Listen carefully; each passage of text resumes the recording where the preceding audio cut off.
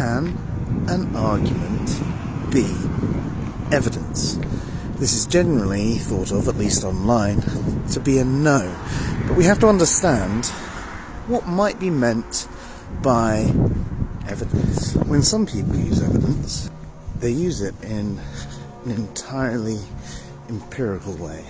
In fact, they don't just mean empirical evidence, they're talking about scientific evidence. And specifically scientific evidence is often taken to be something that is always testable and repeatable and all these buzzwords that get thrown out, but actually sometimes in scientific testing the samples are destroyed and you can no longer repeat it, so you can no longer verify that test. That evidence is still scientific, it's just weaker on the scientific spectrum. But of course, not all evidence is scientific. So what do we actually mean by evidence? Well, evidence is that which raises or lowers the probability of a conclusion being true or false.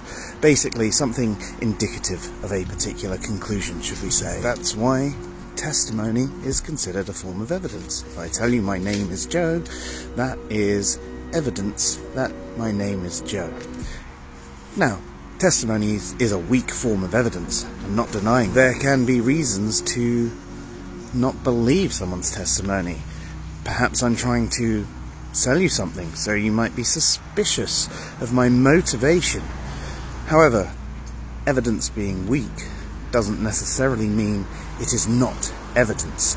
It just means it is weak evidence. So, can an argument raise or lower the probability of a conclusion being true or false? If we start with something simple, like a triangle is definitionally a shape with 3 sides and 3 angles, it would be logically impossible to have a 10-sided triangle.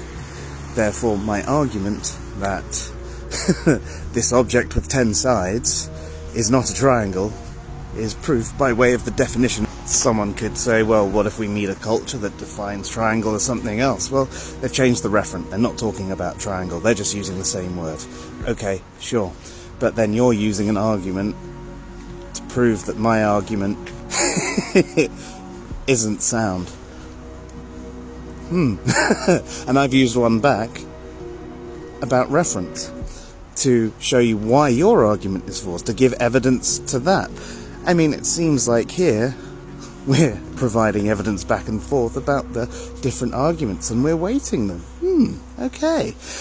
We can think of other things though as well. Consider how we could make an argument that if all things being equal and not accounting for any sort of strong mental disorders, someone who wants to be your friend wouldn't beat you every single day. Perhaps if someone wants a personal relationship with you, they wouldn't hide away from you unless, okay, yeah, maybe they could be scared of having a personal relationship with you in some way, shape or form. But let's just say for the average person who wants a personal relationship, and this is just a friendship or something like that, we're not talking about something romantic necessarily, but someone that wants a relationship with someone else does not hide away and make their presence deeply unknown to the vast majority of people. There's plenty of ways we can make these logical arguments that can be used to raise or lower the probability of a particular conclusion being true or false.